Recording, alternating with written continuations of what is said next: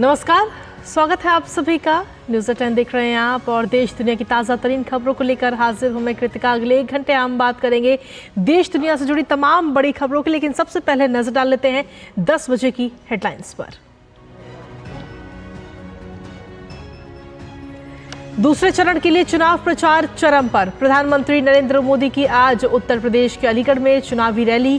गृह मंत्री अमित शाह छत्तीसगढ़ के कांकेर में भरेंगे हुंकार।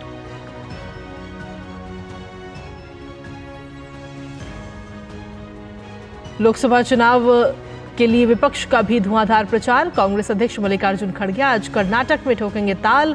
वहीं बसपा प्रमुख मायावती बुलंदशहर और नोएडा में करेंगी चुनावी सभा।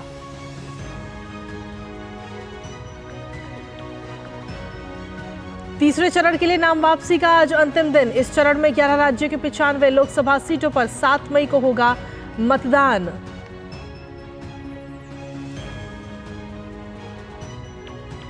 एनआईए ने श्रीनगर में 9 ठिकानों पर ड्रोन से हथियार गिराने मामले में कर रही है छापेमारी। पाकिस्तान से ड्रोन के जरिए जम्मू में हथियार भिजवाए गए थे, जिसका इस्तेमाल आतंकी वारदातों के लिए किया जा रहा था।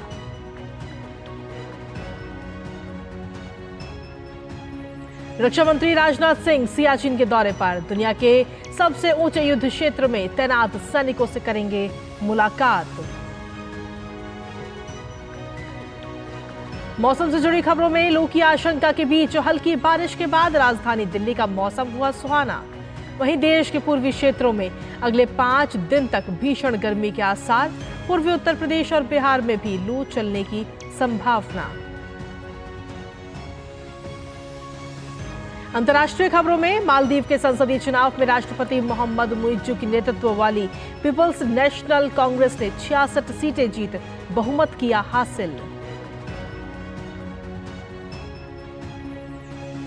और खेल की खबरों में भारत के डी गुकेश ने जीता कैंडिडेट्स शतरंज टूर्नामेंट। 17 वर्षीय गुकेश इस टूर्नामेंट को जीतने वाले सबसे युवा खिलाड़ी। अब विश्व खिताब के लिए मौजूदा विश्व चैंपियन डिंग लिरेन को देंगे चुनौती। और हेडलाइंस के बाद अब खबरों में विस्तार से बात करेंगे और बुलेटिन में सबसे पहले बात करते हैं लोकसभा चुनावों से जुड़ी खबरों की, यानी 24 की चुनौती की।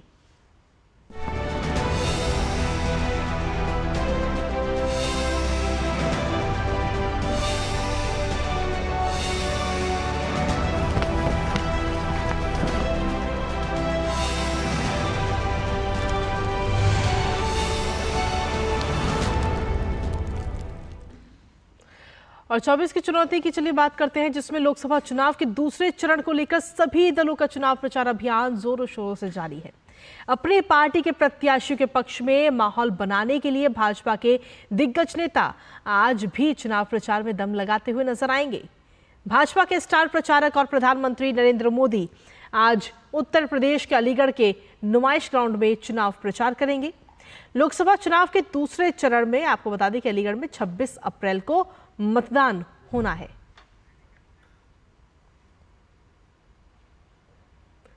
वहीं प्रधानमंत्री नरेंद्र मोदी ने राजस्थान के जालौर और बांसवाड़ा में रविवार को विशाल जनसभाओं को संबोधित किया। प्रधानमंत्री ने भ्रष्टाचार और तुष्टीकरण को लेकर कांग्रेस और इंडी गठबंधन पर जमकर निशाना साधा। बांसवाड़ा की जनसभा में प्रधानमंत्री कांग्रेस और खूब बरसे। कांग्रेस के चुनावी घोषणा पत्र पर कटाक्ष करते हुए प्रधानमंत्री ने अपने संबोधन में कहा कि कांग्रेस की सोच माओवाद से प्रेरित है। कांग्रेस के घोषणा पत्र में सरकार बनने पर सबकी संपत्ति का सर्वे करने और उसे ऐंठने की बात का जिक्र करते हुए प्रधानमंत्री ने कहा कि ये बात बेहद चिंताजनक और गंभीर है। मेरी माता और बहनों की जिंदगी में सोना वो सिर्फ शो करने के लिए नहीं होता है, उसके स्वाभिमान से जुड़ा हुआ है। उसका मंगलसूत्र वो एक सोने का कीमत का मुद्दा नहीं है, उसके जीवन के सपनों से जुड़ा हुआ है। तुम उसे छीनने की बात कर रहे हो अपने मैनिफेस्टो में। गोल्ड ले लेंगे, सबको वितरित कर देंगे। और पहले जब उनकी सरकार थी उन्होंने कहा था कि देश की संपत्ति पर पहला अधिकार मुसलमानों का है। इसका मतलब ये संपत्ति इकट्ठी करके किसको बांटेंगे? जिनके ज्यादा बच्चे हैं उनको बांटेंगे। घुसपैठियों को बांटेंगे। क्या आपकी मेहनत की कमाई का पैसा घुसपैठियों को दिया जाएगा? आपको मंजूर है? ये कांग्रेस का मैनिफेस्टो कह रहा है कि वो माताओं बहनों का सोने का हिसाब करेंगे, उसकी जड़ती करेंगे, जानकारी लेंगे और फिर उस संपत्ति को बांट देंगे और उनको बांटेंगे जिनको मनमोहन सिंह जी की सरकार ने कहा था कि संपत्ति पर पहला अधिकार मुसलमानों का है।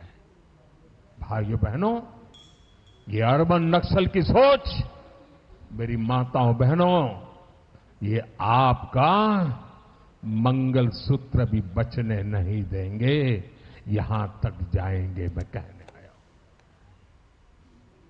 और वहीं वैश्विक घटनाक्रम का जिक्र करते हुए प्रधानमंत्री ने अपने संबोधन में आगे कहा कि इन हालात में भारत में एक मजबूत सरकार जरूरी है।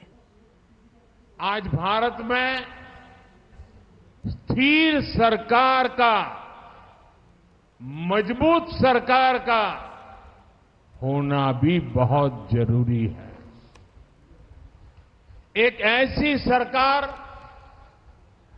जो सरहदों की रक्षा कर सके और जरूरत पड़े तो पाताल में भी खोजकर दुश्मनों का सफाया कर सके। और वहीं प्रधानमंत्री ने कांग्रेस और इंडी गठबंधन के नेताओं पर केवल अपने परिवार की चिंता करने का आरोप लगाया। प्रधानमंत्री ने कांग्रेस पर लोगों को डराने और झूठ फैलाने का भी आरोप लगाया। आइए सुनते हैं। कांग्रेस की दुकान में भय, भूख और भ्रष्टाचार ही बिकता है। कांग्रेस ने हमेशा दलितों को डराया, कभी आदिवासियों को डराया, कभी अल्पसंख्यकों को डराया। आज भी ये कभी लोकतंत्र को लेकर, संविधान को लेकर, आरक्षण को लेकर भांति भांति का झूठ फैला रहे हैं, भांति भांति का डर दिखा रहे हैं। लेकिन कांग्रेस को पता नहीं है कि भारत हर प्रकार से डर से बाहर निकल चुका है। और इसी के साथ लोकसभा चुनावों में आगे बढ़ते हुए बात करते हैं अब छत्तीसगढ़ की, जहां 11 लोकसभा सीटों पर जीत के लिए भारतीय जनता पार्टी और कांग्रेस दोनों ही एड़ी चोटी का जोर लगा रही हैं। इसी बीच भारतीय जनता पार्टी के स्टार प्रचारक छत्तीसगढ़ में लगातार मतदाताओं को साधने का प्रयास कर रहे हैं। आज राज्य के कांकेर में केंद्रीय गृह मंत्री अमित शाह की चुनावी जनसभा है। अमित शाह पार्टी प्रत्याशी के पक्ष में माहौल बनाते हुए नजर आएंगे।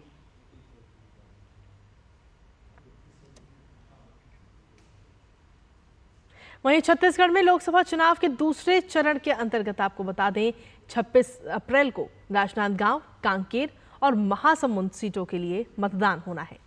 छत्तीसगढ़ में बीजेपी के केंद्रीय नेताओं की ताबड़तोड़ चुनावी सभाएं शुरू हो चुकी हैं और इसी कड़ी में आज बीजेपी के राष्ट्रीय अध्यक्ष जेपी नड्डा लोरमी, भिलाई और रायपुर के चंदखुरी में सभा को संबोधित करते हुए नजर आएंगे।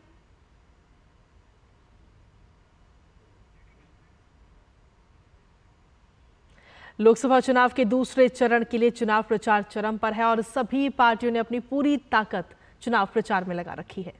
लोकसभा चुनाव के लिए विपक्ष का भी धुआंधार प्रचार चल रहा है। कांग्रेस अध्यक्ष मल्लिकार्जुन खड़गे आज कर्नाटक के बेंगलुरु ग्रामीण और चिकबल्लापुर लोकसभा सीट पर चुनावी जनसभा को संबोधित करेंगे। गौरतलब है कि कर्नाटक मल्लिकार्जुन खड़गे का गृह राज्य भी है।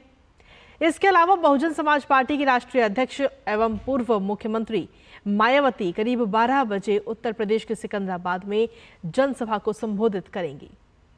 बसपा प्रमुख मायावती सिकंदराबाद में गौतम बुद्ध नगर और बुलंदशहर लोकसभा क्षेत्रों के प्रत्याशियों के समर्थन में चुनावी जनसभा करती हुई आज नजर आएंगी। और चलिए आगे बढ़ते हुए बात कर लेते हैं मणिपुर की, जहां पर इनर मणिपुर लोकसभा क्षेत्र के 11 बूथों पर आज फिर से मतदान हो रहा है। इसमें साजेब, खुरई, थोंगम, लेईकाई, वामनकंपू नॉर्थ ए और वहीं Wamankampu north B, Wamankampu south west, Wamankampu south east, Khongman zone 5th, Iroisemba Mamang Leikai, Iroisemba Mayai Leikai और खेदेम्स माखा के बूथ इसमें शामिल हैं। और वहीं लोकसभा चुनाव के तीसरे चरण की अगर हम बात करें तो तीसरे चरण के लिए नाम वापसी का आज आखिरी दिन है। तीसरे चरण के तहत 95 निर्वाचन क्षेत्रों में 7 मई को मतदान होगा। इस चरण में असम की 4, बिहार की 5, छत्तीसगढ़ की 7, दादरा और नगर हवेली और दमन और दीव की सभी 2 सीट, गोवा की सभी 2 सीट, गुजरात की सभी 26 सीटें, जम्मू और कश्मीर की 1 सीट, कर्नाटक की 14 सीटें, महाराष्ट्र की 11, मध्य प्रदेश की 9, उत्तर प्रदेश की 10 और पश्चिम बंगाल की 4 सीटों पर मतदान होना है। वहीं लोकसभा चुनावों में गठबंधन के सहयोगी दलों को साधना और एक साथ मजबूती के साथ मिलकर चुनाव लड़ना जमीन पर कार्यकर्ताओं के मनोबल के लिए काफी अहम होता है। उत्तर प्रदेश में एनडीए के सबसे पुराने सहयोगी अपना दल एस को 2 लोकसभा सीट मिर्जापुर और रॉबर्ट्सगंज पर चुनाव लड़ने का मौका दिया। अपना दल अध्यक्ष और केंद्रीय मंत्री अनुप्रिया पटेल ने डीडी न्यूज के साथ खास बातचीत की और इस बातचीत में अपने 10 सालों के कामकाज के दम पर तीसरी बार चुनाव जीतने का उन्होंने भरोसा जताया है। और क्या कुछ कहना है उनका, आइए सुनते हैं। साल 2014 में प्रधानमंत्री नरेंद्र मोदी ने देश की कमान संभाली और एक समय देश के सबसे बड़े जिले मिर्जापुर का प्रतिनिधित्व किया। अपना दल एस की बहुत ही तेज तर्राक और युवा नेत्री अनुप्रिया पटेल जी ने, जो कि पिछले 10 सालों से लगातार मिर्जापुर का प्रतिनिधित्व कर रही हैं और अब यहाँ के जनता की उम्मीद है कि तीसरी बार भी वो प्रतिनिधित्व करें। हमारे साथ हैं अनुप्रिया पटेल जी। आप वैश्विक स्तर पे आप जब दिल्ली से देखते हैं मैम, चूंकि DPIIT में स्टार्टअप इकोसिस्टम जैसी बड़े इकोसिस्टम को भी आप डील कर रही हैं और मुझे याद आता है मैक्रो साहब नरेंद्र मोदी साहब के साथ आए थे और सोलर का एक बहुत बड़ा प्लांट यहाँ पे लगाया गया। जी तो इस तरह की जो चीज़ें हैं उससे आप कैसे कनेक्ट कर पाएंगे, क्योंकि यहाँ की जनता को भी पता होना चाहिए कि आप वैश्विक मुद्दों को भी यहाँ पर समेट रहे हैं और यहाँ की मूलभूत जो समस्या है उस पर तो काम लगातार कर रही हैं। जनता के साथ संपर्क तो हम लोग लगातार सोशल मीडिया पे देख ही रहे हैं आपका। देखिए, सबसे पहले तो आपने स्टार्टअप की चर्चा की। मैं ज़रूर कहना चाहूँगी गर्व के साथ, क्योंकि मेरे मंत्रालय से जुड़ा हुआ विषय है, कि 2016 से पहले तक हमारे देश में कुछ 100 स्टार्टअप, फ्यू हंड्रेड स्टार्टअप्स हुआ करते थे। लेकिन फिर हमने स्टार्टअप संस्कृति को जिस तरीके से मोदी जी के नेतृत्व में उनके आह्वान पर बढ़ावा दिया, तो आज दुनिया का तीसरा सबसे बड़ा स्टार्टअप भारत बन चुका है। और हमारे टायर 2, टायर 3 सिटीज़ के जो युवा हैं वो आज स्टार्टअप से लेकर यूनिकॉर्न से लेकर अब डेकाकॉर्न भी बनाने जा रहे हैं। ये हमारे देश की उपलब्धि है। तो इन स्टार्टअप्स को हम कोशिश कर रहे हैं कि ये जो स्टार्टअप की पहल है उससे ज़्यादा से ज़्यादा हमारे प्रतिभावान युवा जुड़ सके। मैं अपने ज़िले में भी कोशिश कर रही हूँ कि लोग यहाँ के भी जो हमारे युवा हैं, प्रतिभाशाली हैं, वो भी इस मुहिम के साथ जुड़ सके। ये मेरी एक कोशिश है। एक तो हमारी सरकार ने जिस तरीके से रिलीजियस टूरिज्म को बढ़ाया है, धार्मिक पर्यटन को बढ़ावा देने के कारण ज़्यादा से ज़्यादा संख्या में जो हमारे श्रद्धालु हैं, दर्शनार्थी हैं, वो आ रहे हैं, जिसके कारण जो स्थानीय स्तर पर रोजगार के अवसर हैं और जो एक उस पर आधारित एक स्थानीय स्तर पर आधारित अर्थव्यवस्था है उसको गति मिल रही है। दूसरी जो उत्तर प्रदेश सरकार की एक अति महत्वाकांक्षी योजना है, एक जिला एक उत्पाद। हमारे यहाँ लगभग 200 साल पुराना पीतल के बर्तनों का कारोबार है और इसके साथ ही माटी कला है, मिट्टी के कारीगर हैं। ये दोनों ही हमारे यहाँ ODOP में शामिल किए जा चुके हैं और लगातार ODOP योजना के तहत हम डिज़ाइनिंग, पैकेजिंग से लेकर टूल किट से लेकर मार्केटिंग तक जितना भी सपोर्ट इनको मिलना चाहिए वो दे भी रहे हैं। इसके साथ ही मिर्ज़ापुर की पहचान कालीन नगरी के रूप में भी है। तो हमारी जब फॉरेन ट्रेड पॉलिसी लॉन्च हुई मार्च में, तो 4 शहरों को टाउन ऑफ एक्सपोर्ट एक्सीलेंस घोषित किया गया और मुझे खुशी है आपको बताते हुए कि मेरा मिर्ज़ापुर भी टाउन ऑफ एक्सपोर्ट एक्सीलेंस घोषित हुआ है। राष्ट्रीय स्तर पर एक सहयोगी दल के रूप में, NDA के सहयोगी दल के रूप में आपको इस वक्त तस्वीर क्या नजर आ रही है चुनाव की? तस्वीर बहुत ही सुंदर, बहुत आकर्षक नजर आ रही है। NDA के पक्ष में बयार बह रही है और पहले चरण का मतदान भी संपन्न हुआ है और जो ट्रेंड्स हम सभी अनुमान लगा पा रहे हैं, पूरी तरीके से हमारे राजग गठबंधन के जो प्रत्याशी रहे हैं उनके पक्ष में है और मुझे इसमें कोई संदेह नहीं है कि जो प्रधानमंत्री जी ने 400 पार का लक्ष्य तय किया है उस पर एनडीए तेजी से आगे बढ़ रहा है। धन्यवाद अनुप्रिया जी। तो एक तरह से हमने जैसे ही अनुप्रिया जी यहाँ पर आई, मोदी और अनुप्रिया जी का एक साथ ये लोगों ने अभिवादन किया और ये बताता है कि एनडीए के सभी घटक दल एक साथ हैं और अपने लक्ष्य को पाने के लिए एक साथ मिलकर के आगे बढ़ रहे हैं। कैमरामैन योगेश तिवारी के साथ अजय मिश्र, डीडी न्यूज़, मिर्जापुर, उत्तर प्रदेश। और चलिए खबरों में आगे बढ़ते बात करते हैं यूपी की, जहां यूपी के संत कबीरनगर में एक शादी समारोह में देर रात शामिल होने गए निषाद पार्टी के राष्ट्रीय अध्यक्ष और कैबिनेट मंत्री संजय निषाद व उनके समर्थकों पर अज्ञात लोगों ने अचानक हमला कर दिया। इसमें मंत्री संजय निषाद को चोटें भी आई हैं। वहीं घटना से नाराज सांसद प्रवीण निषाद व पार्टी के तीनों विधायक समेत समर्थक जिला अस्पताल पहुंचे और हमलावरों के विरुद्ध कार्रवाई की मांग की है। इस घटना को लेकर संजय निषाद ने समाजवादी पार्टी के समर्थकों पर सीधा हमला करने का भी आरोप लगाया है। पीछे से कुछ लोग उल्टा पुल्टा सांसद जी और निषाद पार्टी हमारे खिलाफ बोल रहे थे। तो मैं सोचा कि हमारे बिरादरी के लोग होंगे, लाओ समझा देते हैं। आगे लाके बैठा दिया और जब बैठा दिया तो मैं पूछा तो सांसद के खिलाफ बोले। तो मैंने कहा सांसद आएंगे उनसे बात कर लेना। उसने कहा तुम मंत्री हो गए, तुम क्या किए, तुम काम करके जितने बोलने के बाद उसने हमने कहा थोड़ा ठीक से बात करो। फिर उसने सीधे हमला किया और चोट लग गई, हमारे चश्मा भी हमारा वहाँ टूट गिर गया। उसके बाद उनके साथ संख्या थी, पता चला कि उससे पहले समाजवादी पार्टी के लोग भी 2-3 घंटा पहले गए थे। उन लोगों ने उस तरीके से कह के आए थे, ऐसा ऐसा उल्टा पुल्टा। तो रिएक्शन तो समाजवादी पार्टी के लोगों ने वहाँ करा रखा था। वहाँ कुछ बदमाश किस्म के लोग चार थे, प्रधान भी था। मैंने पूछा कि कौन हो, थोड़ा याद बताए कि क्या होता है। उन्होंने कहा भाई अभी इतना ही बोला, उसके बाद ही तो जमा कर दिया। तो एक निषाद के दरवाजे पर मैं बैठा हूँ। और चलिए आगे बढ़ते हुए बात करते हैं जम्मू कश्मीर के, जहां जम्मू लोकसभा सीट पर दूसरे चरण में यानी कि 26 अप्रैल को मतदान होगा और इस बार 22 प्रत्याशी चुनावी मैदान में हैं। जम्मू की 18 विधानसभाओं में कुल 17,80,738 मतदाता हैं और जिनमें से 66,378 मतदाता 18 से 19 के आयु वर्ग में हैं। युवाओं को चुनाव के प्रति जागरूक करने और मतदान प्रतिशत बढ़ाने के लिए राज्य चुनाव आयोग के द्वारा कई तरह के नए कदम भी उठाए जा रहे हैं। आपको दिखाते हैं हमारे संवाददाता की जम्मू के उपायुक्त से खास बातचीत। जम्मू कश्मीर में दूसरे चरण की वोटिंग जम्मू लोकसभा सीट पर होनी है। हमारे साथ डीसी जम्मू इस वक्त मौजूद है। क्या कुछ तैयारियां हैं, किस तरह से अवेयरनेस कैंपेन यहां पर चल रहा है वोटिंग के लिए? स्वीप में अगर देखा जाए तो पिछली बार जो पार्लियामेंट्री इलेक्शंस हुए थे तो उसमें 75% के आसपास हमारा वोटिंग परसेंटेज रहा है। तो शहरी क्षेत्र के लोगों में वोटिंग परसेंटेज कम रहा है, ग्रामीण क्षेत्रों में अच्छा रहा है। तो इस बार जो स्वीप का कार्यक्रम किया जा रहा है टारगेटेड है, मतलब ग्रामीण क्षेत्रों में तो किया जा रहा है पर ज्यादा हम फोकस कर रहे हैं शहरी क्षेत्रों पर। तो जैसे ही कुछ दिन पहले 2-3 दिन से हमने बैंड वगैरह के प्रोग्राम किए ताकि वो जो युवा वोटर है शहरी क्षेत्र का उसको लुभाने का प्रयास किया गया, जागरूक किया गया, लुभाने के साथ साथ जागरूक। दूसरा जो हमारे नाटक नुक्कड़ और मैराथन भी हुआ था तो उसमें भी स्वीप का प्रोग्राम किया गया। ऐसे करके हम पूरा प्रयास कर रहे हैं कि इस बार जो वोटर हैं हमारे वो शहरी क्षेत्रों के वो वोट डालने आए। शहरी क्षेत्रों में देखा जाता है कि अक्सर जो मतदाता होता है वो उदासीन होता है। कौन कौन से ऐसे क्षेत्रों की पहचान की गई है, किस तरह से उन एरियाज में वोटर्स को लुभाने के लिए, ज्यादा संख्या में लाने के लिए कोशिशें की जा रही हैं या क्या प्लान किया जा रहा है? हमारे जो 11 विधानसभा क्षेत्र हैं, मतलब जो जम्मू जिले में, तो उसमें 2 विधानसभा क्षेत्र जो आता है तो उनको आइडेंटिफाई किया गया है जहां वोटिंग परसेंटेज कम रहा है।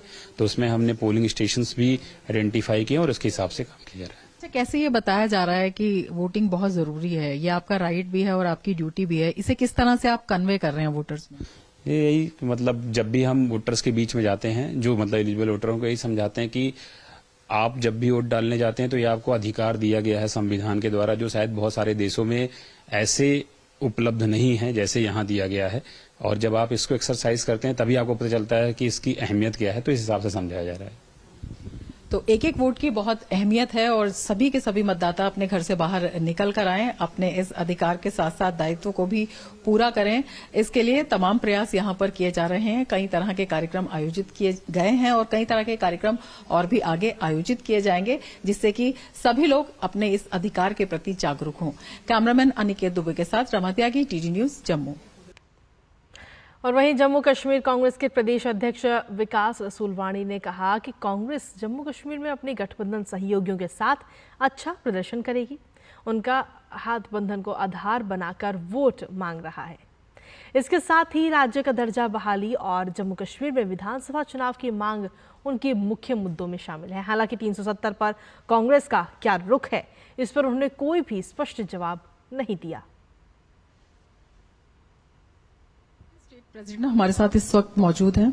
उधमपुर में जिस तरह से वोटिंग हुई है, काफी संख्या में मतदाता बाहर निकल कर आया, किस तरह से इसे देखते हैं, क्या आपका अनुमान है? बहुत अच्छा है कि हमको आईन ने एक हक दिया है वोट डालने के लिए, कि लोगों ने इस बार बदलाव के लिए वोट दिया और हमें पूरा यकीन है कि कांग्रेस पार्टी उधमपुर वाली सीट से चौधरी लाल सिंह इलेक्शन जीत चुके हैं और बहुत बड़ी लीड से जीत चुके हैं। 370 मुद्दा है, लोगों के दिल में तो है, बहुत ज्यादा है। आपका कांग्रेस का क्या कहना है? हम चाहते हैं कि जैसे दिल्ली में आप जाओ, वहां कोई कल्चर ही नहीं रहा, सब लोग घुस गए हैं उसमें, जो भी दिल्ली का कल्चर था फिनिश। तो हम चाहते हैं यहाँ का कल्चर महफूज रहे। तो किस मुद्दे पर लोग आपको वोट देंगे, बस अंत में ये?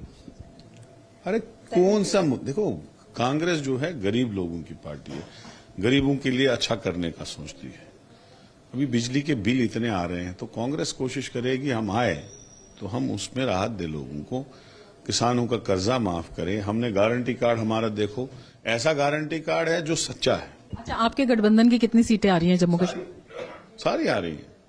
तो जम्मू की 2 भी हम ले रहे हैं, कश्मीर की 3 भी ले रहे हैं, लद्दाख भी ले रहे हैं, तो बची कौन सी? कोई नहीं। 3 6 की 6 ले रहे हैं और हिंदुस्तान में भी सरकार बना रहे हैं। पीडीपी गठबंधन में अभी भी शामिल है, आपको लगता है? देखो अभी तो कांग्रेस और एनसी है आपस में, क्योंकि हाईकमांड का डिसीजन है, तो हम तो हाईकमांड का डिसीजन मानते हैं, पार्टी का डिसीजन होता है। कांग्रेस का भी कहना है कि जो मत प्रतिशत यहां पर हुआ है, भारी संख्या में जो मतदान हुआ है, उसमें जो मत है वो इनके पक्ष में पड़ा है, इनकी जीत होगी। और इन्होंने दावा किया है कि सारी की सारी सीटें जो जम्मू कश्मीर में है वो इंडिया अलायंस के खाते में आने वाली है। कैमरामैन अनिकेत के साथ रमा त्यागी, टीटी न्यूज, जम्मू। तो कांग्रेस के प्रदेश अध्यक्ष विकास रसूल को आपने सुना, जिनसे बात की हमारी सहयोगी रमा त्यागी ने। इसी के साथ फिलहाल 24 की चुनौती में इतना ही।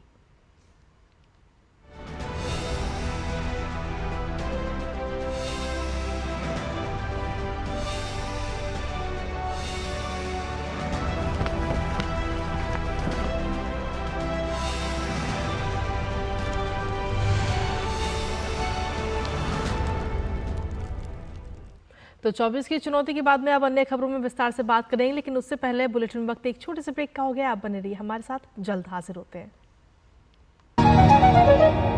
शुक्ला बता रहा था आपके बाबूजी ने जायदाद का कुछ हिस्सा नौकर के नाम कर दिया। अब नौकर हर काम अपना घर समझ के करेगा। समरकूल, जो हर दिल करे कबूल। तुम्हें पता है इन्वेस्टर्स के लिए एक इन्वेस्टर प्रोटेक्शन फंड होता है, IPF। लेकिन अगर तुम्हारा ट्रेड एक्सचेंज पर एग्जीक्यूट नहीं हुआ या फिर कोई गारंटीड रिटर्न्स वाली स्कीम है, तो ये IPF आपकी मदद नहीं कर सकता है। और अगर आपका ब्रोकर ही डिफॉल्टर बन जाए तो फिर IPF आपको कॉम्पेंसेशन दिला सकता है। कहाँ से सीखा? NSE की साइट पर। समझ कर इन्वेस्ट कर।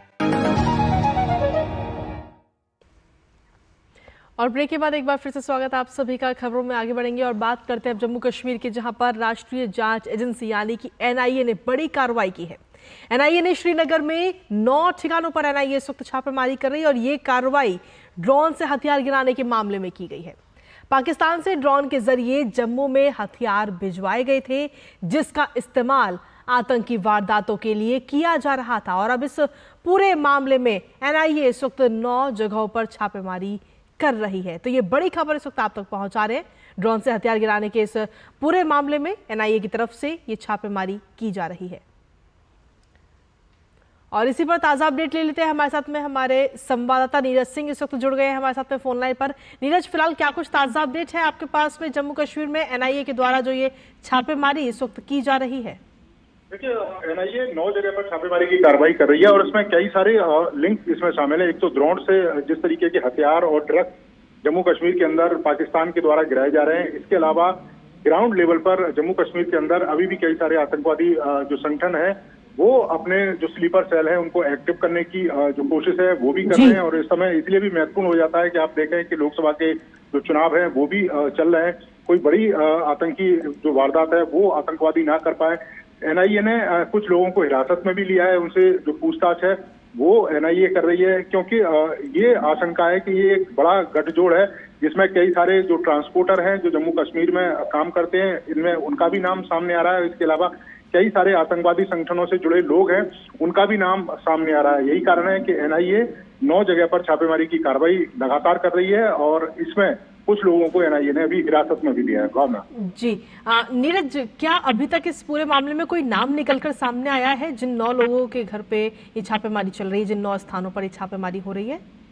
देखिए, नाम अभी नहीं आया, लेकिन एनआईए का ये कहना है कि ये जहाँ पर भी ये छापेमारी की कार्रवाई एनआईए कर रही है, उनकी जो अलग अलग टीमें हैं 9 जगह पर, ये आतंकवादियों से जुड़े हुए मसले हैं। इसके अलावा जो ड्रग्स की तस्करी से हो रही है, इसके अलावा ड्रोन के जरिए जम्मू कश्मीर के अंदर हथियार गिराने की जो साजिशें हैं वो पाकिस्तान में बैठे आतंकवादी संगठन कर रहे हैं, ये उन्हीं से लिंक हैं। और इसमें कुछ लोग जम्मू कश्मीर में बैठे हुए लोग उनको सपोर्ट कर रहे हैं, जिसमें कई सारे ट्रांसपोर्टर भी शामिल हैं जो ड्रग्स और हथियारों को एक स्थान से दूसरे स्थान पर भी लेके जा रहे हैं। तो इन छापेमारी की कार्रवाई में कई सारे जो ट्रांसपोर्टर हैं उनके ऊपर भी एनआईए ने शिकंजा कसा है। चलिए, बहुत बहुत शुक्रिया नीरज, तमाम जानकारी और अपडेट्स देने के लिए। इस पर अपनी नजर आप लगातार यूं ही बनाए रखिएगा।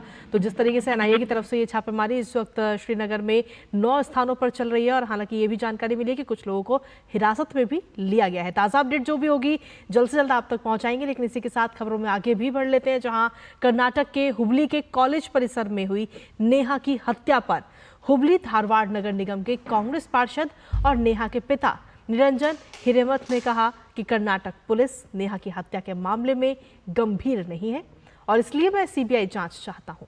मुझे कर्नाटक की कांग्रेस सरकार पर कोई भरोसा नहीं है। ये जो षड्यंत्र कर रहे हैं 8 लोगों का इन्वॉल्वमेंट, मेरे को खुला नाम भी दिया मैंने, एक आदमी को भी सिंगल नहीं पकड़ा। मेरा केस उसको उल्टा करने का देख रहे हैं, तो इसके लिए मैं चाहता हूं या आपसे नहीं होता है तो सीबीआई को दो। मैं किसको मांग करना, आज देश का राष्ट्रीय अध्यक्ष है, फिर यहाँ काम नहीं हुआ तो ऊपर तो पूछना है ना। मैंने पुलिस के ऊपर भरोसा करके नहीं है। जो इस केस में यहाँ पे जो कमिश्नर है एक लेडी है, इस केस में लेडी होते के नारायण, एक लेडी का एक लड़की का उसको मर्डर होता है, सीरियस नहीं लेती हो। और वहीं कर्नाटक सरकार कानून व्यवस्था को लेकर लगातार घिरती नजर आ रही है। हुबली की छात्रा को न्याय दिलाने की आवाज भी अब तेज हो चुकी है। वहां पे भाजपा के राष्ट्रीय अध्यक्ष जेपी नड्डा ने मृत छात्रा के परिजनों से रविवार को मुलाकात की। उन्होंने घटना की सीबीआई जांच की भी मांग की है।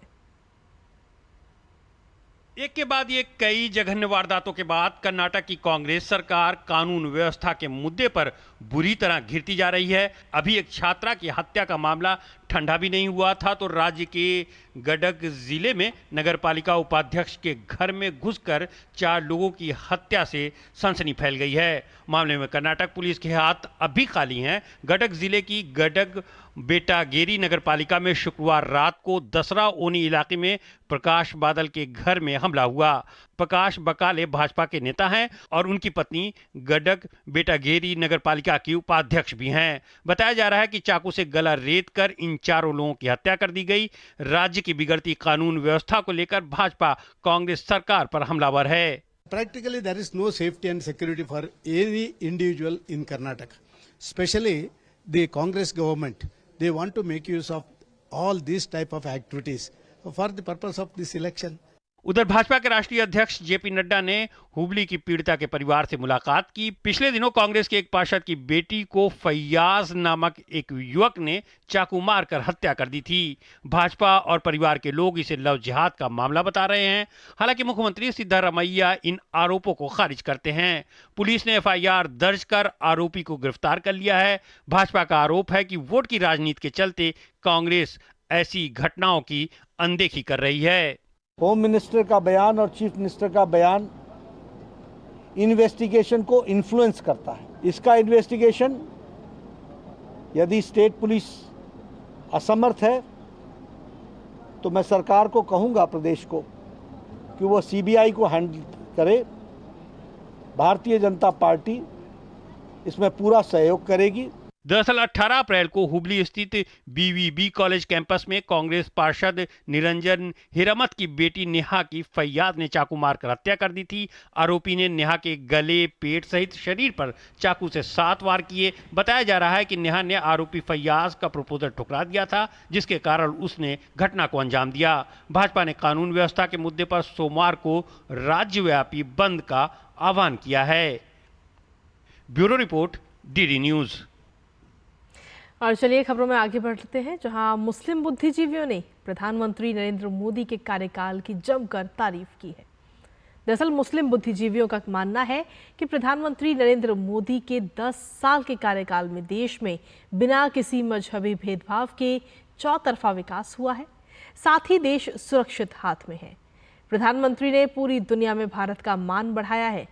इन बुद्धिजीवियों का मानना है कि प्रधानमंत्री ने एक ऐसे भारत की नींव रखी है जिसमें दुनिया को पता चलता है कि हम हिंदुस्तानी थे, हैं और रहेंगे। कोई हमारी एकता अखंडता को नहीं तोड़ सकता। वहीं मुस्लिम राष्ट्रीय मंच का मानना है कि प्रधानमंत्री नरेंद्र मोदी ने अपने 10 सालों के कार्यकाल में मुस्लिम समाज की स्थितियों को बदला है, उन्हें बदहाली से निकाला है। उनकी शैक्षणिक, सामाजिक और आर्थिक स्थिति में भी सुधार आया है। फलस्वरूप मुस्लिम समाज अब देश की मुख्य धारा से जुड़ गया है।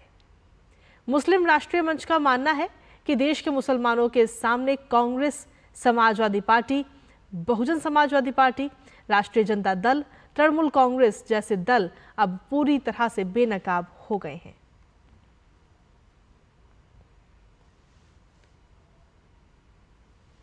और चलिए खबरों में आगे बढ़ते हुए बात कर लेते हैं मौसम की, जहां देश के पूर्वी क्षेत्रों में अगले 5 दिन तक भीषण गर्मी के आसार जताए गए हैं। मौसम विभाग ने अनुमान व्यक्त किया है कि अगले 5 दिन के दौरान गांगे, पश्चिम बंगाल के कई क्षेत्रों में लू चलेगी और आज साथ ही कल ओडिशा में भीषण गर्मी भी पड़ेगी। इसके अलावा पूर्वी उत्तर प्रदेश और बिहार में भी अगले 5 दिन के दौरान कई स्थानों पर लू चलने के आसार हैं। वहीं झारखंड में 25 अप्रैल को तेज गर्मी होगी। इन क्षेत्रों में बीते कल अधिकतम तापमान 42 डिग्री सेल्सियस से लेकर 46 डिग्री सेल्सियस तक रहा है। पूर्व उत्तर भारत के लिए 24 अप्रैल तक आंधी तूफान के साथ भारी वर्षा होने की भी आशंका है। वहीं असम, मेघालय, नागालैंड और मणिपुर में अलग अलग स्थानों पर भारी से बहुत भारी बारिश हो सकती है। और आगे बढ़ते हुए बात अब दिल्ली की करते हैं, जहां दिल्ली के गाजीपुर लैंडफिल साइट पर लगी आग को बुझाने के लगातार प्रयास किए जा रहे हैं और बावजूद इसके आग पर काबू नहीं पाया जा सका है। आग लैंडफिल में पैदा हुई गैस के कारण कल शाम करीब 5 बजे लगी थी। स्थानीय लोगों ने इस मामले पर राज्य सरकार की ढीली कार्रवाई से नाराजगी जताई है। क्यों लगी ये आग, पहली बात तो गौर देने की बात यह है। और दूसरी बात, अगर लगी तो कंट्रोल क्यों नहीं की जा रही है? लगी हुई है, कुछ नहीं हो रहा है यहाँ पे, और इससे इतना कार्बन एमिशन पैदा हो रहा है। सरकार की जितनी भी नीतियाँ हैं कि हम पॉल्यूशन कम करेंगे, बसेस चला रही है, इलेक्ट्रिक गाड़ियों पे सब्सिडी दे रही है, दूसरी जगह यहाँ आगे लग रही है, कंट्रोल हो रही है। सरकारी प्रॉपर्टी है, कोई पर्सनल प्रॉपर्टी तो है नहीं। ध्यान दे नहीं रही है सरकार। सबका ध्यान इलेक्शन पे ही है, इन सारी चीज़ों पे नहीं है। बस वोट लेने के लिए सरकार कुछ भी बोलती है कि हम ये कर रहे हैं, वो कर रहे हैं। स्वच्छता पे कोई भी ध्यान नहीं है। आप यहाँ देख ही सकते हैं कितना बुरा हाल है। यहाँ पे इतनी बदबू आती है, यहाँ पे कोई खड़ा नहीं हो सकता है। कोई भी पब्लिक टॉयलेट साफ नहीं है। स्वच्छता के ऊपर क्या है कि गवर्नमेंट कर तो रही है, लेकिन इस चीज़ को बहुत फास्टली गवर्नमेंट को करना चाहिए, जो कि गवर्नमेंट इस चीज़ पे ध्यान दे रही है, लेकिन मतलब इनका वर्क प्रोसेस बहुत स्लो है। इसके कारण क्या है कि आसपास के जितने लोग हैं, बारिश हो जाती है, हमें पता है इतनी स्मेल आती है, कम से कम 2-3 दिन तक स्मेल आती है। और सबसे बड़ा दूसरा रीज़न है ये स्लटर हाउस। ये स्लटर हाउस के कारण क्या है, यहाँ पे इतनी गवर्नमेंट रिवेन्यू जनरेट तो करती है, लेकिन इस हिसाब से यहाँ पे स्वच्छता के पैरामीटर को कभी नहीं देखती है कि साफ सफाई रखना चाहिए। वहीं दिल्ली भाजपा अध्यक्ष वीरेंद्र सचदेवा ने गाजीपुर लैंडफिल साइट पर लगी आग की स्थिति का जायजा लिया। वीरेंद्र सचदेवा ने आम आदमी पार्टी पर सीधा निशाना साधा और कहा कि यहां भ्रष्टाचार का खेल खेला जा रहा है। यहाँ के आसपास जितने लोग रहते हैं उनके लिए नारकीय जीवन कर दिया इन लोगों ने। दिसंबर 2023 का वादा किया अरविंद केजरीवाल ने कि मैं इस पहाड़ों को खत्म कर दूंगा, दिल्ली के पहाड़ों को। क्या हुआ उस वादे का? सिर्फ कोरी घोषणाएं, जमीन पे काम नहीं है। मशीनें जितनी लगी हैं आधी खराब है, जो मुझे जानकारी मिली है। लेकिन आम आदमी पार्टी की सरकार को इससे कोई लेना देना नहीं है। उनका काम है सिर्फ भ्रष्टाचार करना, और इसमें भी कूड़े उठाने में भी बहुत बड़ा भ्रष्टाचार है, ऐसी जानकारी हमें मिली है। और वहीं राष्ट्रपति द्रौपदी मुर्मू आज राष्ट्रपति भवन में पद्म पुरस्कार प्रदान करेंगी। इसमें 5 पद्म विभूषण, 17 पद्म भूषण और 110 पद्मश्री पुरस्कार शामिल हैं। इसमें पूर्व उपराष्ट्रपति एम वेंकैया नायडू, सामाजिक कार्यकर्ता बिंदेश्वर पाठक, अभिनेत्री वैजयंती माला, नृत्यांगना पद्मा सुब्रमण्यम और अभिनेता कोनिडेला चिरंजीवी को प्रतिष्ठित पद्म विभूषण से सम्मानित किया जाएगा। इसके साथ ही जस्टिस एम फातिमा बीबी, अभिनेता मिथुन चक्रवर्ती, गायिका उषा उत्थुप, अभिनेता विजयकांत और पूर्व केंद्रीय मंत्री सत्यव्रत मुखर्जी को पद्म भूषण से सम्मानित किया जाएगा। साथ ही सामाजिक कार्य के लिए पार्वती बरुआ को पद्मश्री से सम्मानित किया जाएगा। ये पद्म पुरस्कार सामाजिक कार्य, लोक मामले, विज्ञान और इंजीनियरिंग, व्यापार, उद्योग और साहित्य आदि क्षेत्रों में उल्लेखनीय योगदान के लिए दिए जाते हैं। वहीं कला के क्षेत्र में खलील अहमद को पद्मश्री से सम्मानित आज किया जाएगा।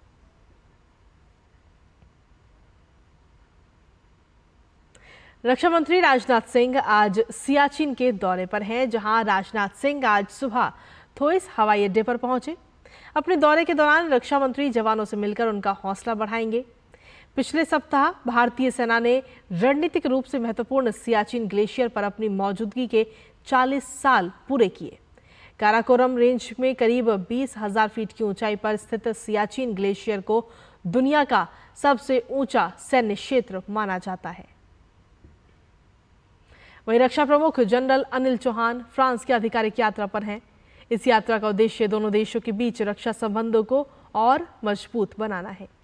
इस दौरान जनरल अनिल चौहान का फ्रांस के वरिष्ठ नागरिक तथा सैन्य अधिकारियों से मुलाकात का भी कार्यक्रम है। वो फ्रांस के रक्षा प्रमुख जनरल थियरी वर्खार्ड से भी मुलाकात करेंगे। रक्षा मंत्रालय ने बताया कि general Anil Chauhan France space command और लैंड फोर्सेस का भी दौरा करेंगे और सैन्य स्कूल में थल सेना तथा संयुक्त सेना पाठ्यक्रम के छात्र अधिकारियों को संबोधित करेंगे। वो फ्रांस में कुछ प्रतिष्ठित रक्षा उद्योगों का भी दौरा करेंगे। जनरल चौहान नूवे चैपेल मेमोरियल और विलेर्स गुइसलेन में इंडियन मेमोरियल भी जाएंगे तथा प्रथम विश्व युद्ध के दौरान सर्वोच्च बलिदान करने वाले वीर भारतीय सैनिकों के सम्मान में पुष्प चक्र अर्पित करेंगे।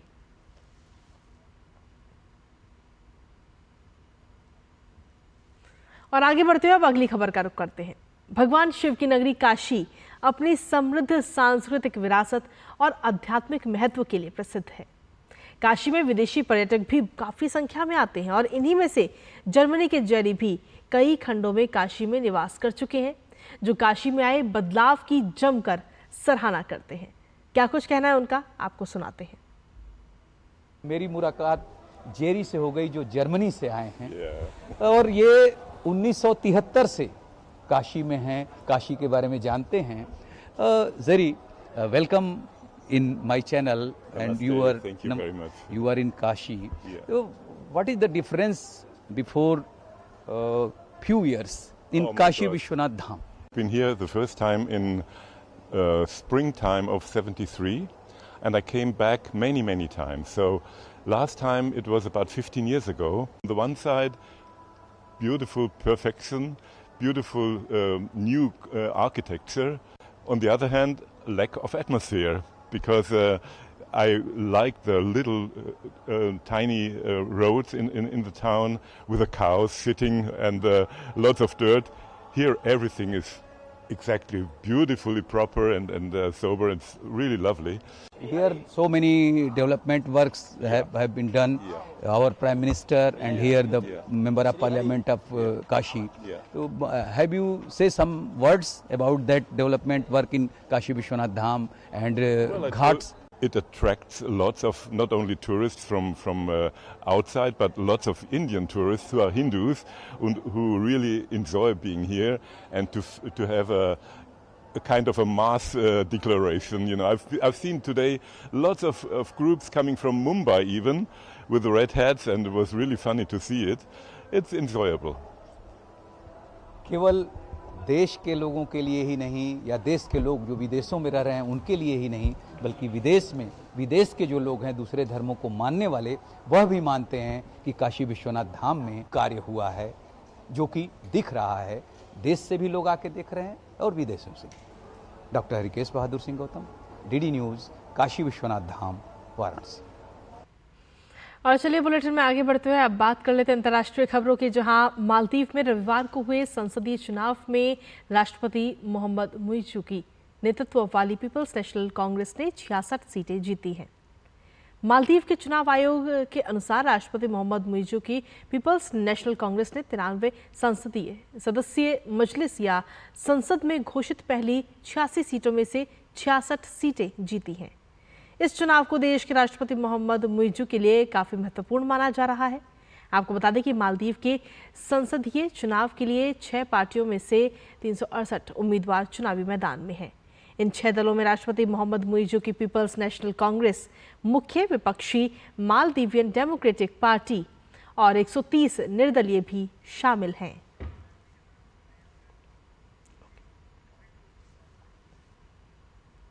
और वहीं अमेरिका में एक बार फिर गोलीबारी की घटना सामने आई है, जहां अमेरिका के टेनेसी राज्य के मेम्फिस शहर में एक पार्टी के दौरान हुई गोलीबारी में 2 लोगों की मौत हो गई है, जबकि 6 लोग घायल हो गए हैं। वहीं पुलिस का कहना है कि कार्यक्रम में लगभग 200 से 300 लोग उपस्थित थे।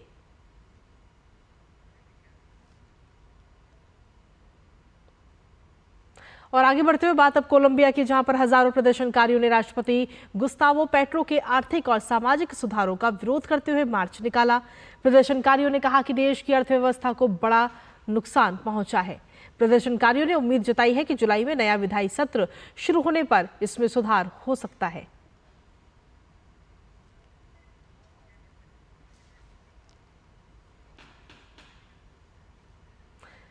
और रुक करते हैं अब अगली खबर का। प्रत्यक्ष कर संग्रह के आंकड़े अर्थव्यवस्था में उछाल और व्यक्तियों तथा कॉरपोरेट की आय में वृद्धि को दर्शाते हैं। ये उछाल विभिन्न क्षेत्रों में सकारात्मक प्रभाव डालेगा, जैसे कि विनिर्माण, सेवा सेक्टर और वित्तीय सेवाएं। आइए आपको दिखाते हैं ये खास रिपोर्ट। देश में प्रत्यक्ष कर संग्रह के आंकड़ों में उछाल अर्थव्यवस्था के नए पथ की ओर इशारा कर रहा है। इस उछाल के पीछे कई मुख्य कारण हैं, जैसे कि व्यापारिक गतिविधियों में वृद्धि, सरकार के बड़े निवेश का प्रभाव और विदेशी निवेश की बढ़ती संख्या। इस संग्रह में उछाल का सबसे प्रभावशाली प्रतिबिंब विनिर्माण सेक्टर में देखा गया है, जहां नए प्रोजेक्ट्स और उत्पादन की बढ़ती मांग के कारण संग्रह में वृद्धि हुई है। इसके साथ ही वित्तीय सेवाओं के क्षेत्र में भी एक प्रमुख उछाल देखा गया है, जो लोगों की आर्थिक स्थिति में सुधार का संकेत देता है। भारत का शुद्ध प्रत्यक्ष कर संग्रह मार्च 2024 को समाप्त वित्त वर्ष में सालाना आधार पर 17.7% बढ़कर 19.58 करोड़ रुपए के पार हो गया है। ये राशि संशोधित अनुमानों से काफी अधिक है। वित्तीय वर्ष 2023 और 24 के दौरान प्रत्यक्ष करों का सकल संग्रह 23.37 लाख करोड़ रुपए का रहा, जो कि वित्तीय वर्ष 2022 और 23 में 19.72 लाख करोड़ रुपए के सकल संग्रह की तुलना में 18.48% अधिक है। वित्तीय वर्ष 2023 और 24 के दौरान सकल कॉर्पोरेट कर संग्रह 11.32 लाख करोड़ रुपए का रहा, जो कि पिछले वर्ष के 10 लाख करोड़ रुपए के सकल कॉर्पोरेट कर संग्रह की तुलना में 13.06% अधिक है। वित्तीय वर्ष 2023 और 24 के दौरान शुद्ध कॉर्पोरेट कर संग्रह 9.11 लाख करोड़ रुपए का रहा, जो कि पिछले वर्ष के 8.26 लाख करोड़ रुपए के शुद्ध कॉर्पोरेट कर संग्रह की तुलना में 10.26% अधिक है। वहीं जानकारों की माने तो ये उछाल अर्थव्यवस्था के स्थिरीकरण और विकास के लिए एक प्रोत्साहन माना जा रहा है, जो देश की आर्थिक गतिविधियों में नई ऊर्जा को प्रोत्साहित करेगा। ब्यूरो इनपुट के साथ अजय परिहार की रिपोर्ट, डीडी न्यूज। और चलिए अब बात करते हैं खेलों की, जहां भारत के डी गुकेश ने कैंडिडेट्स शतरंज टूर्नामेंट जीत लिया है। 17 वर्षीय गुकेश इस टूर्नामेंट को जीतने वाले सबसे युवा खिलाड़ी हैं। प्रतियोगिता के 14वें और आखिरी दौर में गुकेश शीर्ष पर 0.5 अंक की बढ़त के साथ उतरे थे। आखिरी राउंड में गुकेश ने हिकारू नाकामुरा के साथ ड्रॉ खेला, तो वहीं खिताब के अन्य 2 दावेदार इयन और फैबियानो कैरुआना के बीच खेला गया मैच भी ड्रॉ रहा और इस तरह गुकेश खिताब जीतने में सफल रहे। अब गुकेश विश्व खिताब के लिए मौजूदा विश्व चैंपियन डिंग लिरेन को चुनौती देंगे। अगर गुकेश विश्व चैंपियनशिप में लिरेन को मात देने में कामयाब रहते हैं तो वो सबसे युवा विश्व शतरंज चैंपियन बन जाएंगी।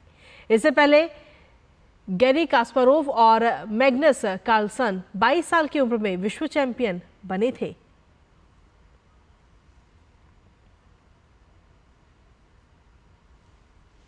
तो भारत के डी गुकेश ने कैंडिडेट्स शतरंज टूर्नामेंट जीत लिया है और 17 साल के गुकेश इस टूर्नामेंट को जीतने वाले अब तक के सबसे युवा खिलाड़ी हैं। गुकेश विश्वनाथन आनंद के बाद कैंडिडेट्स जीतने वाले दूसरे भारतीय खिलाड़ी हैं और अब गुकेश विश्व खिताब के लिए मौजूदा विश्व चैंपियन डिंग लिरेन को चुनौती देंगे। आइए एक नजर डालते हैं डी गुकेश की तमाम उपलब्धियों पर। 29 मई 2006 को चेन्नई में जन्मे डी गुकेश ने 7 साल की आयु में शतरंज खेलना शुरू किया। डी गुकेश ने 15 जनवरी 2019 को 12 साल 7 महीने और 17 दिन की आयु में ग्रैंड मास्टर का तमगा हासिल किया। ग्रैंड मास्टर का खिताब हासिल करने वाले वे तीसरे सबसे युवा खिलाड़ी हैं। सितंबर 2022 में गुकेश पहली बार 2700 की रेटिंग तक पहुंचे थे। वे 2700 की रेटिंग हासिल करने वाले तीसरे सबसे युवा खिलाड़ी हैं। डी गुकेश अगस्त 2023 में 2750 की रेटिंग तक पहुंचे। वे 2750 की रेटिंग तक पहुंचने वाले सबसे युवा खिलाड़ी बने। अक्टूबर 2022 में गुकेश ने मैग्नस कार्लसन को मात दी थी। विश्व चैंपियन बनने के बाद से कार्लसन को हराने वाले गुकेश सबसे युवा खिलाड़ी बने। गुकेश ने 2023 के शतरंज विश्व कप के क्वार्टर फाइनल तक पहुंचने में कामयाबी हासिल की। उन्हें क्वार्टर फाइनल में मैग्नस कार्लसन के खिलाफ हार का सामना करना पड़ा था। सितंबर 2023 की रेटिंग में गुकेश ने विश्वनाथन आनंद को पीछे छोड़ दिया था। गुकेश ने 37 साल में पहली बार आनंद को हटाकर शीर्ष भारतीय शतरंज खिलाड़ी होने का गौरव हासिल किया। दिसंबर 2023 में गुकेश ने 2024 के कैंडिडेट्स टूर्नामेंट के लिए क्वालिफाई किया। गुकेश कैंडिडेट्स टूर्नामेंट के लिए क्वालिफाई करने वाले तीसरे सबसे युवा खिलाड़ी बने। अब डी गुकेश ने 17 साल की उम्र में कैंडिडेट्स शतरंज टूर्नामेंट जीत लिया है और वे इस प्रतिष्ठित टूर्नामेंट को जीतने वाले सबसे युवा खिलाड़ी बन गए हैं। कैंडिडेट्स जीतने के बाद अब गुकेश विश्व खिताब के लिए मौजूदा विश्व चैंपियन डिंग लिरेन को चुनौती देंगे। अगर गुकेश विश्व चैंपियनशिप में लिरेन को मात देने में कामयाब रहते हैं तो वे सबसे युवा विश्व शतरंज चैंपियन बन जाएंगे। इससे पहले गैरी कास्परोव और मैग्नस कार्लसन 22 साल की उम्र में विश्व चैंपियन बने थे। Sports desk, DD news. और इस पूरे विषय पर हमारे साथ ताज़ा अपडेट देने के लिए हमारी सहयोगी सुचित्रा इस वक्त जुड़ रही हैं। सुचित्रा, जिस तरीके से अगर बात करें डी गुकेश की, तो ऐसे में अब उन्हें पूरे विश्व का चैंपियन बनने के लिए कहीं ना कहीं एक और चुनौती का सामना करना पड़ेगा। विश्व चैंपियन डिंग लिरेन से उनका मुकाबला होगा। कैसे देखती है, क्योंकि आप काफ़ी लंबे समय से स्पोर्ट्स कवर कर रही हैं? जी बिल्कुल कृतिका, ये कैंडिडेट्स टूर्नामेंट जीतना एक बहुत ही बड़ी उपलब्धि है डी गुकेश के लिए। हम जानते हैं कि दुनिया के सर्वश्रेष्ठ शतरंज खिलाड़ी इस प्रतियोगिता में उतरते हैं और इस प्रतियोगिता का जो विजेता होता है वो विश्व शतरंज चैंपियनशिप में मौजूदा जो शतरंज चैंपियन है उन्हें चुनौती देता है। तो ये चुनौती इस बार देंगे डी गुकेश और कैंडिडेट्स टूर्नामेंट जीतने वाले वो सबसे कम उम्र के खिलाड़ी बने हैं। तो वाकई एक बड़ी उपलब्धि है। और डिंग लिरेन, जैसे कि आपने भी कहा, एक बहुत मुश्किल चुनौती होगी डी गुकेश के सामने। हम सभी जानते हैं कि विश्व शतरंज चैंपियन बनना अपने आप में कितनी बड़ी बात है और जो विश्व शतरंज चैंपियनशिप का जो मुकाबला होता है ये एक बार फिर से बेहद लंबा मुकाबला होगा। ये भी हम कह सकते हैं कि 14 साल तक ये चला जाता है। ये जो मुकाबला है इसमें 14 गेम होते हैं और दोनों में से जो भी खिलाड़ी पहले 7.5 अंक हासिल कर लेगा वो इसमें विश्व चैंपियनशिप में विजेता बनेगा। तो एक बेहद हम हम कहीं कड़ी प्रतियोगिता को जीत चुके हैं डी गुकेश, लेकिन अब उन्हें अगली चुनौती के लिए तैयार होना होगा जो इससे भी कहीं मुश्किल होगी।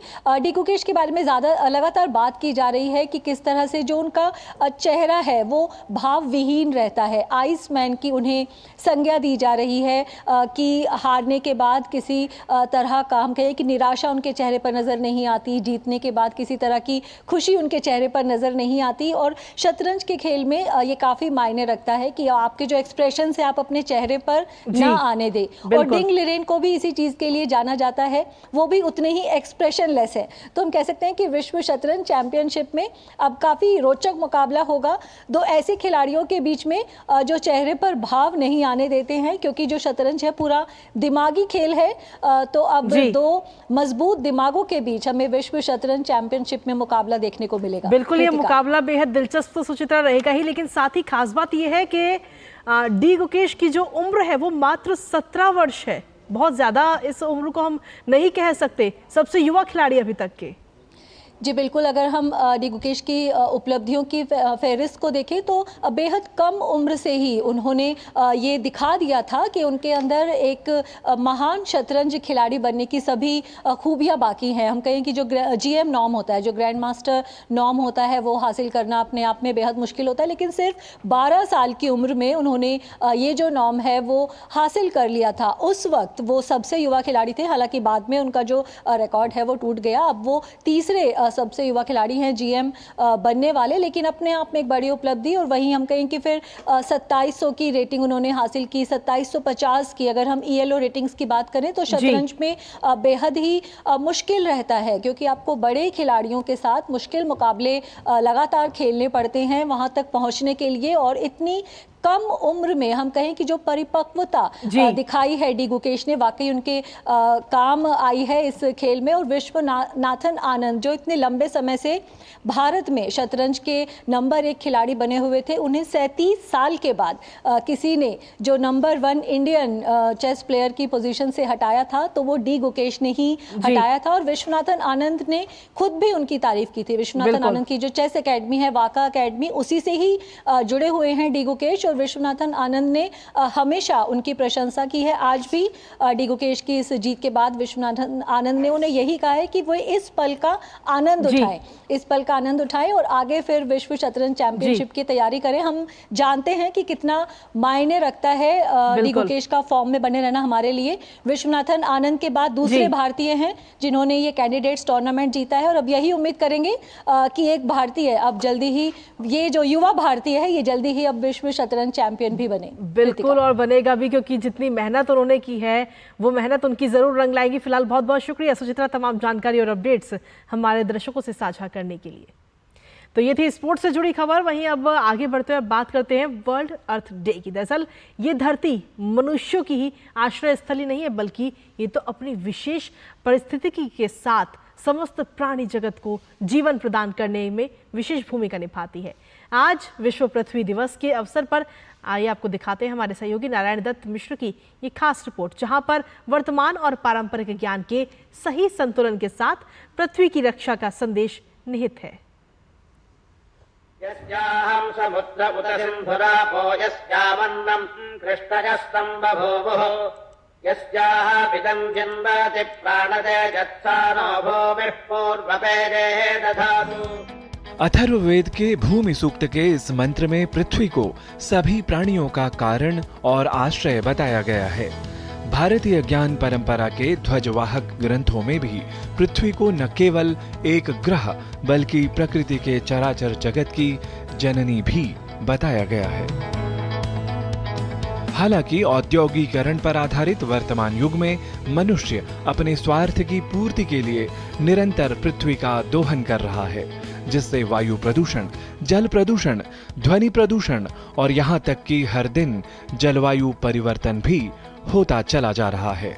और इन सभी से प्राणी जगत विभिन्न बीमारियों और महामारियों से लगातार पीड़ित भी दिख रहा है। बाढ़, भूस्खलन, भारी बारिश, सूखा, शीतलहर, जंगल की आग जैसी प्राकृतिक आपदाओं से हम पहले से कहीं अधिक विनाश होता हुआ अनुभूत भी कर रहे हैं।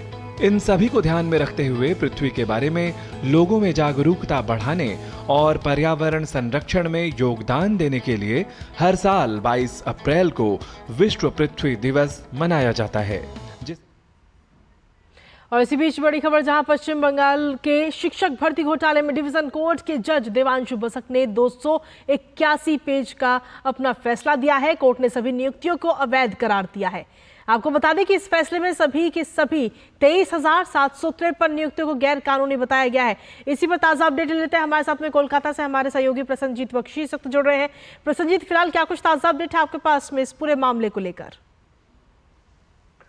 देखिए, पूरे हिंदुस्तान के इतिहास में शायद इस तरह की रायदान हुआ नहीं है। अब 23,753 नहीं 25,753 लोगों का जो नौकरी है वो बातिल कर दिया है इस डिवीजन बेंच ने, क्योंकि इसमें सिर्फ शिक्षक नहीं है। 2016 की पैनल में जो ग्रुप सी और ग्रुप डी की स्टाफ सिलेक्शन कमीशन की तरफ से, मतलब एसएससी की तरफ से जो भर्ती कराया गया था, सब उसका जो अपॉइंटमेंट है वो बातिल कर दिया गया है। ये बंगाल की राजनीति में, बंगाल की समाज नीति में और देश की राजनीति और समाज नीति में एक बड़ा झटका और बड़ा पैमान ये हम कह सकते हैं। और इस तरह से अदालत की तरफ से बताया गया कि सीबीआई अपना जो तहकीकात है वो तहकीकात जारी रखेगी और किसी को भी लगे, किसी को भी इस बात पर कृतिका आप ये समझना जरूरी है, किसी को भी हिरासत में ले सकते हैं। कभी जो राजनेता है उनकी तरफ से इस मामले से बचने की कई सारे कोशिश किए गए हैं, सुप्रीम कोर्ट तक किया गया, दरवाजा खटखटाया गया है, लेकिन अब देवांशु बसक की ये जो डिवीजन बेंच है अब सीबीआई को खुला छूट दे दिया है कि किसी को भी हो सकता है तो हिरासत में लेकर पूछताछ कर सकते हैं।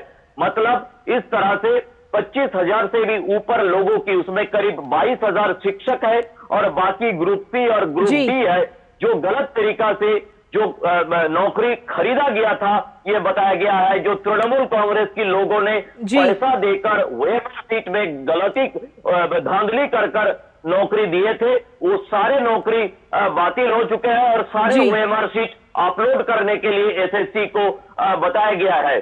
जी लेकिन साथ ही प्रसन्नजीत, अगर देखा जाए तो अब नई भर्ती की भी बात कही जा रही है कोर्ट की तरफ से। कोर्ट की तरफ से बताया गया है कि नई तरीका से पूरा प्रोसेस चालू करना पड़ेगा। ये जो प्रोसेस है ये पैनल बातिल कर दिया गया है और ओएमआर सीट को ऑनलाइन पे सारे के सारे ओएमआर सीट, जिस ओएमआर सीट पर धांधली हुआ है बोल के आरोप लगाया गया था, सारे के सारे ओएमआर सीट को अपलोड करना पड़ेगा और एसएससी को नई तरीका से ये जो खाली जगह है, ये खाली जगह को भर्ती करने की प्रोसेस जारी करना पड़ेगा। और जो लोगों को ये नौकरी मिला था, जिन्होंने इस तरह से नौकरी हासिल किए थे, उनको अगले 1 महीना 6 हफ्ता पहले हमने बताया था, लेकिन 4 हफ्ते में अपना जो इतने दिनों की जो सैलरी है वो सैलरी वापस देना पड़ेगा। और बताया गया कि जो गलत तरीका से नौकरी मिले है जिन लोगों को, इनका पूरा जो सूची है, ये सूची भी एसएससी को ठीक करके ऑनलाइन पे अपलोड करना पड़ेगा। जी चलिए, फिलहाल बहुत बहुत शुक्रिया तमाम जानकारी और अपडेट्स प्रसन्नजीत हमारे दर्शकों से साझा करने के लिए। तो ये बड़ी खबर इस वक्त सामने आई है। हालांकि इस बड़ी खबर पर हमारी नजर यूं ही लगातार बनी रहेगी, लेकिन फिलहाल मेरे साथ इस बुलेटिन में इतना ही। नमस्कार।